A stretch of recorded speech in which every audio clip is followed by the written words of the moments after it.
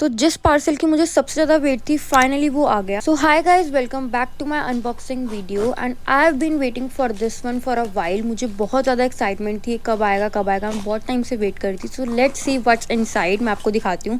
सबसे पहले तो मुझे अनबॉक्सिंग करने में ही इतना वो होता है, मुझे होता है फटाफट से अनबॉक्सिंग हो, क्योंकि मुझे एक्साइटमेंट बहुत ज़्यादा रहती है अपने पार्सल की। With the help of this mini cutter मैं फटाफट से अपना पार्सल खोल रही हूँ, जस्ट बिकॉज मेरे अंदर इतना पेशेंस नहीं था कि मैं उसको धीरे धीरे खोलूँ।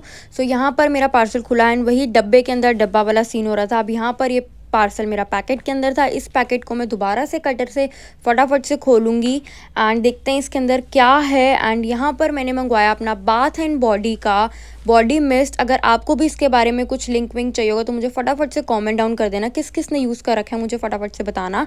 एंड इसकी फ्रेग्रेंस मुझे बहुत ज़्यादा अच्छी लगती है, एकदम वाओ वाली फ्रेग्रेंस है इसकी। So for more such videos फटाफट से चैनल को सब्सक्राइब करो एंड बहुत सारे मैं अनबॉक्सिंग वीडियोस लेकर आऊँगी। Do like share comment and subscribe. Bye bye.